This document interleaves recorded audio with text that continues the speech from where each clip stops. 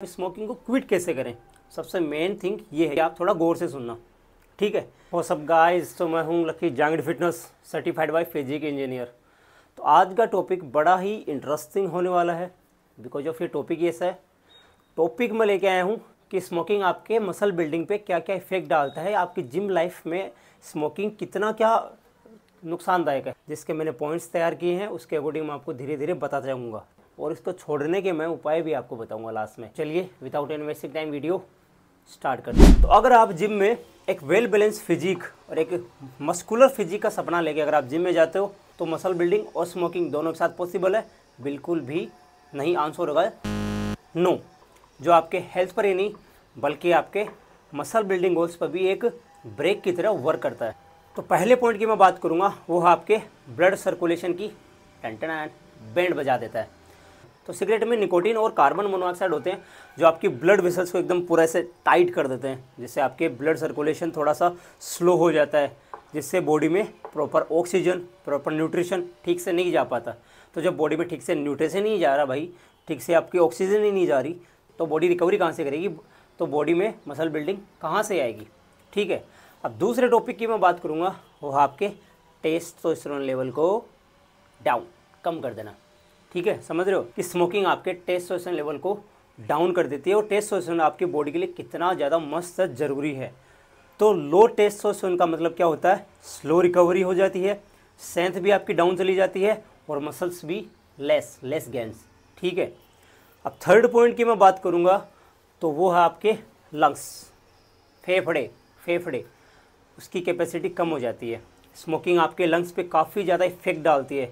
आप जैसे आपको पता होगा आप जैसे वर्कआउट कर रहे हो तो ऐसे आप हाफने लगते हो, आपकी जल्दी सांस फूल जाती है। एक नॉन स्मोकर और स्मोकर में डिफरेंस वहीं पता लग जाएगा, आपकी सांसें जल्दी फूल जाएगी। तो आप ऐसे सोच रहे हो तो मैं एक बढ़िया सा इंटेंस कार्डियो करूँ, हिट वर्कआउट मारूँ, तो इसके बारे में तो आप सोचना भूल ही जाओ भाई अगर आप स्मोकिंग करते हो तो।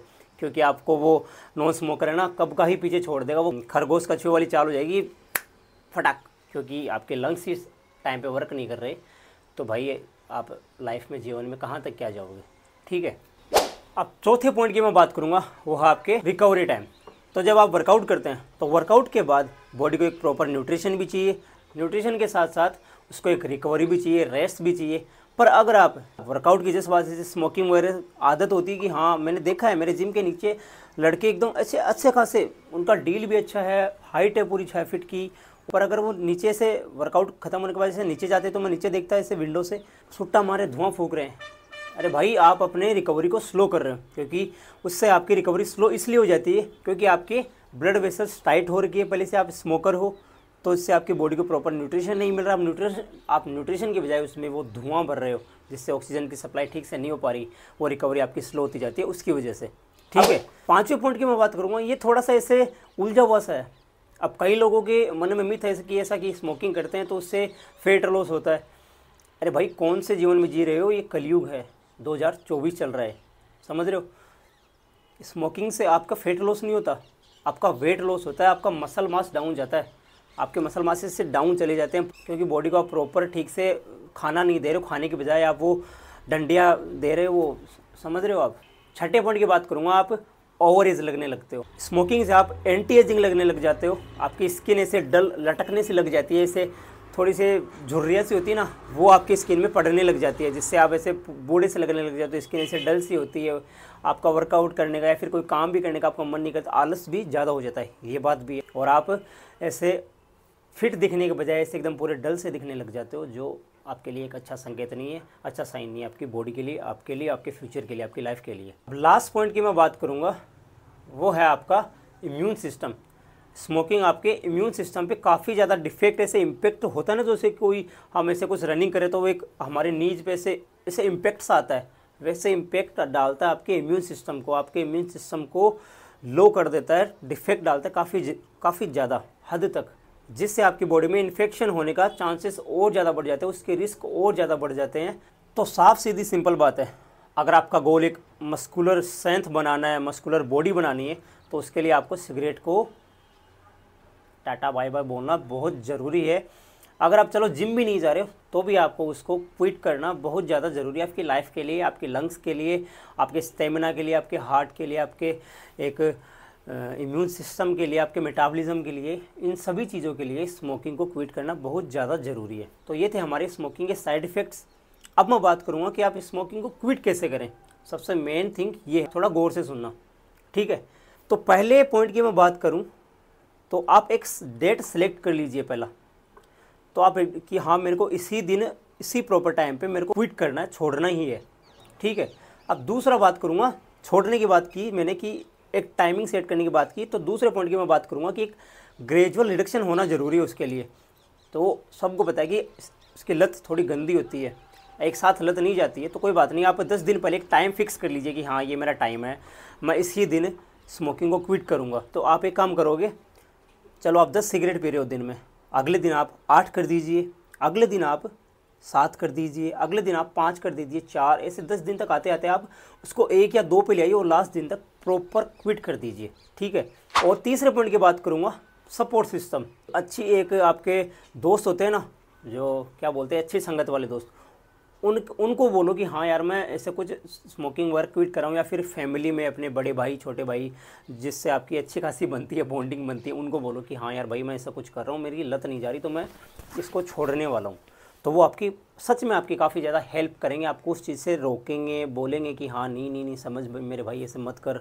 वो आपको समझाएंगे, जो भी है, आपको डांटेंगे नहीं, पर वो समझाएंगे, ठीक है। चौथे पॉइंट की बात करूँ, जब भी आपका मन करे कि हाँ मेरे को अब स्मोकिंग करनी चाहिए, मैं अभी एक सुट्टा फूक के आता हूँ, तभी आप जब में से कुछ च्यू करने जैसे चीज़ें, जैसे च्युइंगम्स ले लो।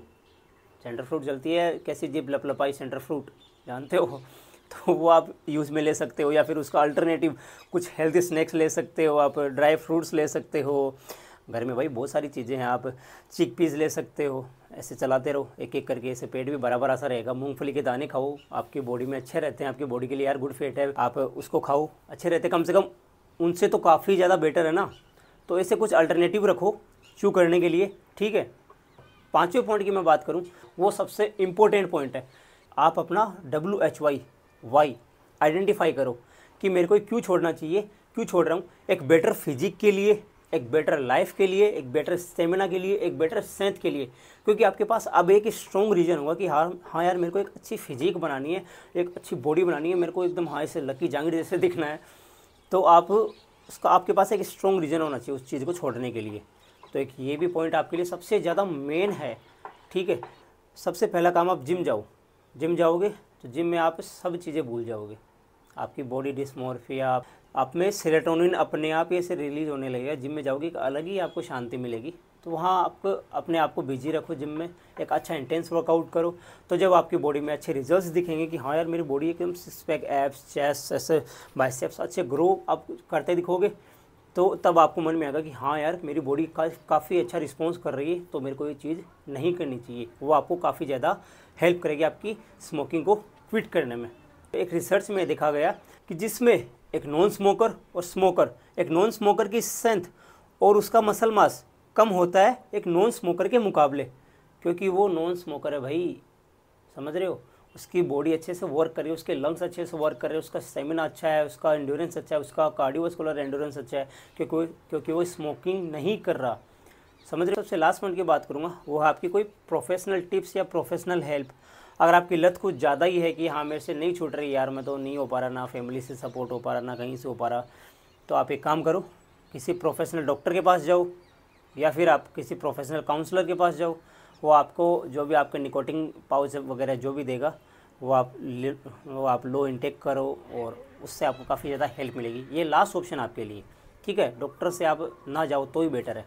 तो ये थे मेरे स्मोकिंग को क्विट करने के एकदम नॉर्मल से इजी से, जो आप अपने लाइफ में इजीली आप लगा सकते हो, आप काम में ले सकते हो। अगर आप अपनी फिटनेस जर्नी को लेके काफ़ी ज़्यादा सीरियस हो, तो आज इस स्मोकिंग को बाय बाय, गुड बाय बोल दो उनको, बाय बाय भी नहीं, गुड बाय बोलो कि हाँ चलो गुड बाय, मैं जा रहा हूँ और मैं मेरे फिटनेस गोल्स पे अब ध्यान दे रहा हूँ, ठीक है, और एक अच्छी वेल बैलेंस फिजिक बना रहा हूँ।